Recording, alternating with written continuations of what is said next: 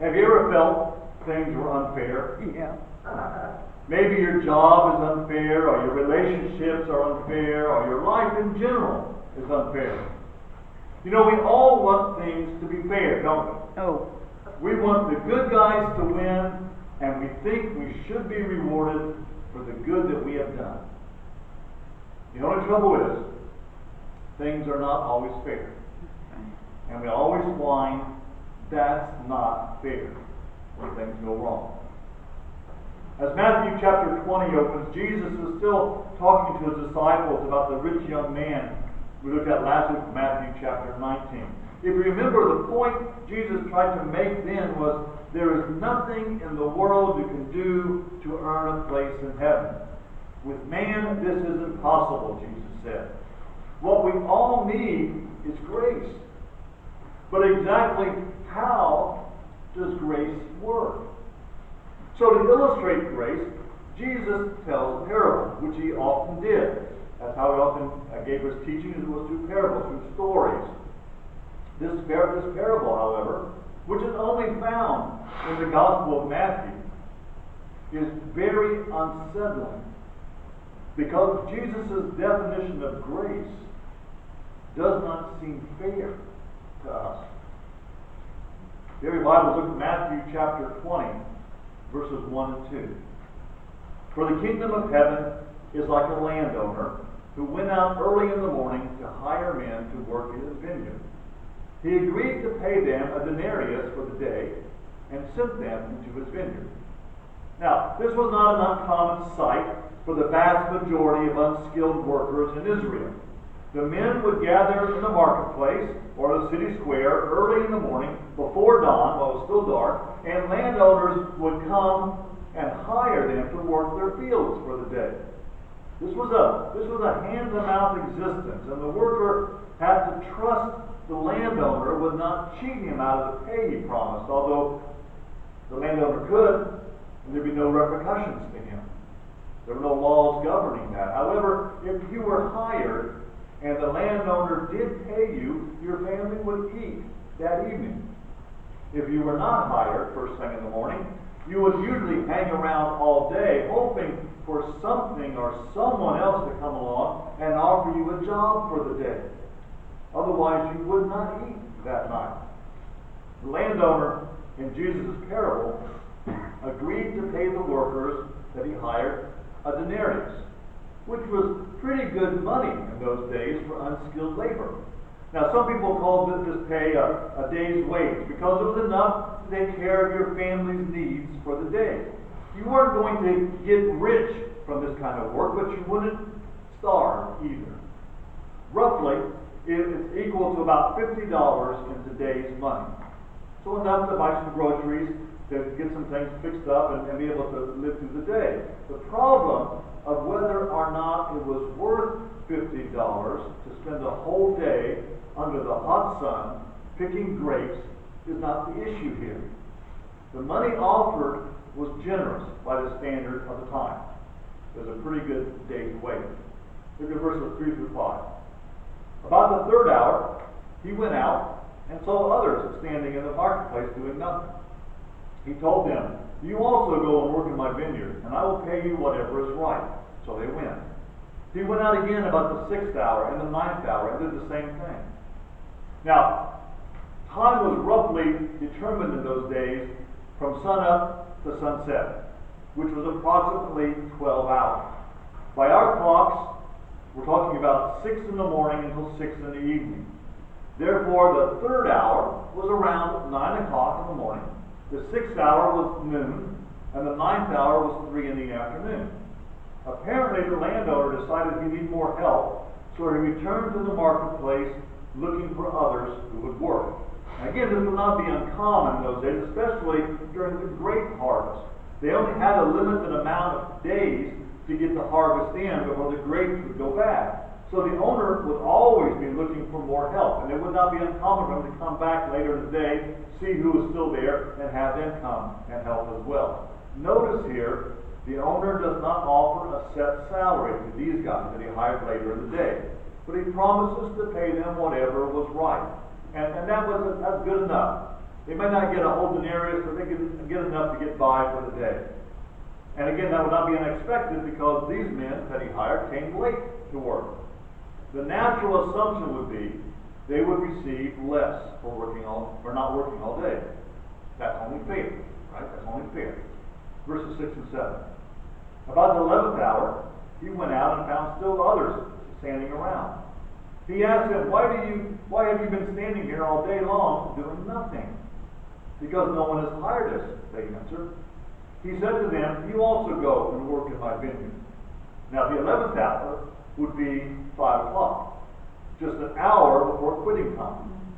Obviously, these men could not get too much done in an hour, but any little bit would help, so they were hired as well. The landowner asked them why they'd been standing there all day. He wanted to make sure they weren't just loafing and goofing off. And their answer was correct. They wanted to be hired, they wanted to work, but no one hired them, so who's going to hire them now? Now, some try to make a big deal of this part of the parable and talk about deathbed confessions.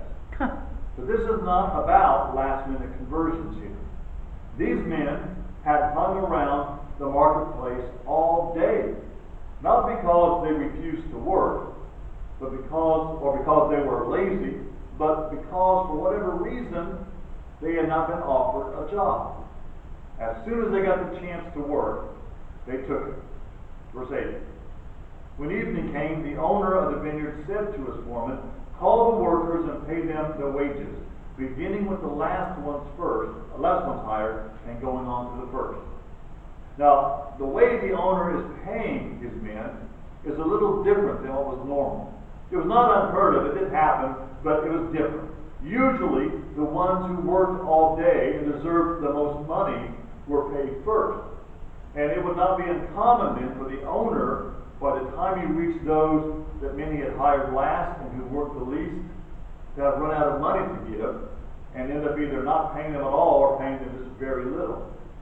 Obviously, Jesus structures his story this way to make his point. Verses 9 through 12. The workers who were hired about the 11th hour came and each received a denarius. So when those came who were hired first, they expected to receive more. But each one of them also received a denarius. When they received it, they began to grumble against the landowner. These men who were hired last worked only 1 hour, they said, and you have made them equal to us who have borne the burden of the work and the heat of the day. Now, you see, there's no way getting around it. This was not fair. I know if I were in their position, working all day and getting paid the same as those who worked only an hour, I would be very upset as well. I think we all would. In our capitalistic system, we would call this socialism, wouldn't we? Mm-hmm. However, this is not what Jesus is advocating here. Because if we try to apply this parable to our economic system, it would break down. After all, why work hard all day to receive the same amount as those who work only an hour? But what Jesus is describing here is not an economic system. What he's describing here is grace. However, the problem with grace is it's okay if it's given to me, but not fair if it's given to you. Look at verses 13 through 15. But he answered one of them, friends, I'm not being unfair to you. Didn't you agree to work for denarius? Take your pay and go. I want to give the man who was hired last, same as I gave you. Don't I have the right to do what I want with my own money? Or are you envious because I am generous? You see, the landowner had not cheated those who worked all day. He paid them exactly what he promised to pay them. Jesus is very blunt here about grace. It is not about what we want or expect, but about what God wants to do. He does not have to answer to us, and God does not have to do things the way we think it should be done. After all, he is God, and he can offer his grace to whomever he chooses and however he desires. The trouble is, with our limited mindset, we have a problem with grace because it's not fair. Now, God will be fair to us and do what's right, The part we have a problem with is when this fairness or grace extends to those who aren't as good as us. Jesus concludes this parable using the same words he used just before he told this story. Look at verse 16. So the last will be first, and the first will be last. Now he switches the order from the way he said it back in chapter 19, verse 30. Could this be because God shows no partiality? Could it have something to do with the mystery of God?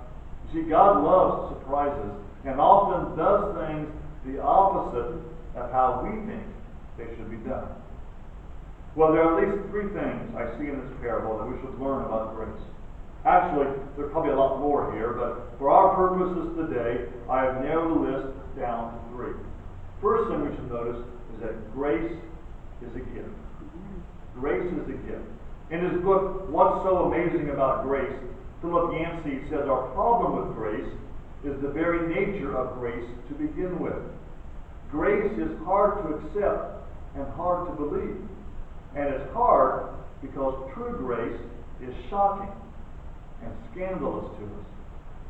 The story I'm about to tell you is a very unsettling story. And I don't know if it's true or not, but I share it with you to illustrate how scandalous grace really can be. Remember the mass murderer Jeffrey Dahmer? Not only did he kill many people, but he often cut off body parts of his victims and stored them in his refrigerator. Everyone was relieved after he was captured, and hardly anyone shed a tear a few years later when he was killed in prison. Even those who do not profess a belief in Christianity believe a man as bad as he was deserves to spend eternity in the worst kind of hell imaginable. We think those things because it satisfies our desire for justice and fairness. However, and this is the part that really bothers me. I've told this story several times, and it still bothers me to tell it. You see, I heard several years ago, before he died, Dahmer found Christ and was baptized. Amen. My first reaction is probably like your reaction. Well, it was just a deathbed conversion. He really didn't mean it, and he was just looking for sympathy or trying to save himself after all the terrible things he did. Well, that could well be. Maybe it is. And I take some comfort sometimes in thinking those things. But what if his conversion was real? Does grace extend to one such as he? You see, our biggest problem with grace is we confuse the gift with getting what we deserve. In the parable we read, the workers who worked all day were paid what they had earned. How is it fair then for the guys who worked only 1 hour to receive the same amount of money? You see, we think in terms of merit, don't we? Or fairness, or a good day's pay for honest work. But grace throws all those things out the window. One man has written, the charge of unfairness was not grounded in a love for justice, but in the selfish assumption that the extra pay they wanted was pay they deserved. A danger we face as Christians is that after a while, we come to demand more grace. Just like the workers in the parable. After all, we deserve it. We work hard. We do good things. And we keep our lists, and we track our behavior, and we believe we really aren't that bad. About 15 years ago, there was an article on the front page of Eastern Illinois University's student newspaper about a group on campus that was called War on Sobriety. And their stated mission was to keep students drunk during homecoming. I'm not making this up. The paper reported they had identified at least 150 students in the group, and their plan was to be drunk from Friday to Monday morning that week. And they justified their drunkenness by having various money-raising activities during the weekend, which would be donated to a worthy cause. So after all, it's not that bad, right? They further justified their behavior by doing some good works, like not driving drunk, or what I really struck me was not throwing things at the bands in the parade. You see, it was a tradition among homecoming parades at Eastern for people to throw stuff, empty cans of beer or paper or whatever at the bands, especially the high school bands, especially ones who, like my son who carried a tuba, try to get into the tuba bell, and make rude comments to the young girls in the band and stuff like that. In fact, it got so bad that I led the charge to not let the high school band go to that parade anymore, and it would really upset the president of the university and the mayor of the town, who didn't understand what was going on, and we were very upset with him because of that. But we do that all the time, don't we? We justify the things that we do that are wrong by doing a few good things. We try to balance the scales, don't we? That's what they were doing, trying to balance the scales. Well, maybe we're going to be drunk all weekend. And by the way, in Illinois, the legal age is 21, and so most of these students were under 21 anyway. But that's okay. That's how they justify it for themselves. In the same way, when we don't beat our spouse or kick the dog, when we go to work and pay our bills, when we try to be good citizens and even do good deeds, we assume that we deserve a break too. We assume we deserve more grace. Many of us identify with the employees in our parable who put in a full day's work, rather than the add-ons at the end of the day. Because of that, the employer's strange behavior bothers us. But let's not miss the point of this story. God gives gifts, not wages. Grace is a gift. Secondly, we see grace is undeserved. The truth is, we don't want to be paid the wages we deserve from God. None of us do. Not if we think about it. Amen. We don't want those wages because as Romans 6:23 tells us what our pay will be. Paul said, for the wages of sin is death. We don't want that. What we really want is the gift talked about at the end of that verse, Romans 6:23. But the gift of God is eternal life through Christ. You see, grace is not fair, but we really don't want it to be fair, do we? Because if it was, then we are all in a lot of trouble. No one is more worthy than anyone else to receive salvation because we are all unworthy. And yet, we still gravitate to some kind of pecking order, don't we? The apostles did that in chapter 19 when Peter asked what would be their reward for giving up everything. We see the mother of James and John doing the same thing later in this chapter when she asked Jesus for a special favor for her boys. And we still do it in church today by pretending to be so holy and righteous when we gather. Think about it. What did the men who were hired at 5 o'clock do to be paid the same as those who worked all day? Basically, be paid $50 an hour for 1 hour work. Interestingly, a rival parable, not by Jesus but by somebody else, sprung up around this time among the Jews, telling the same story, but with a twist. The twist was those who were hired last worked so hard they actually outproduced those who worked all day. Now, you see, that's the kind of story we can sink our teeth into, isn't it? The underdog who proves himself worthy. It satisfies our sense of justice and it strokes our sense of fair play. The only trouble is, that's not how Jesus told this parable. Notice in the parable, the workers who worked all day weren't complaining about how much they were paid. They knew it was fair and a generous amount. They were just upset because those who worked less than they received the same amount as they did. You see, the first mistake we make is to compare ourselves to others. Because whenever we start comparing ourselves to others, we will find something that's not fair. This comparing will lead to coveting. They were saying, if I knew I could have waited and just worked 1 hour and be paid the same, I would have stepped in.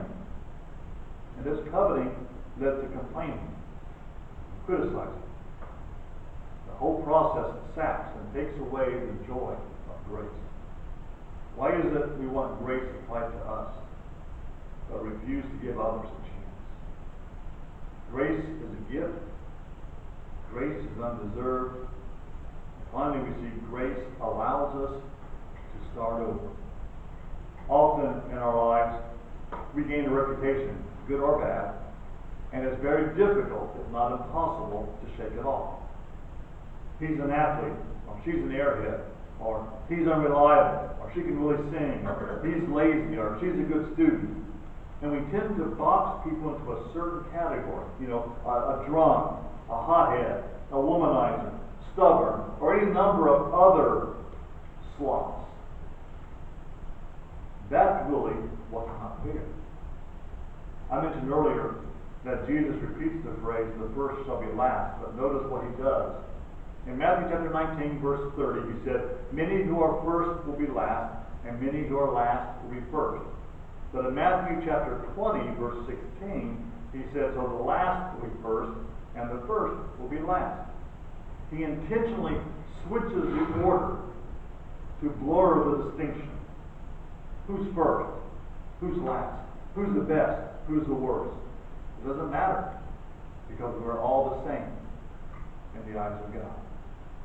Grace is not about who can be best. It's about having a fresh start and about being able to do it over. In the movie Groundhog Day, the Bill Murray character is trapped into repeating February 2nd over and over again until he gets it right. Grace allows us, without having to do the same day over and over again, allows us to dump all the garbage and pain we've been carrying around and start over. And more than simply another chance, grace wipes our slate clean, and we are able to be fresh and pure again in the eyes of God. It doesn't matter to God how long you've been working or how well you have done. He loves us so much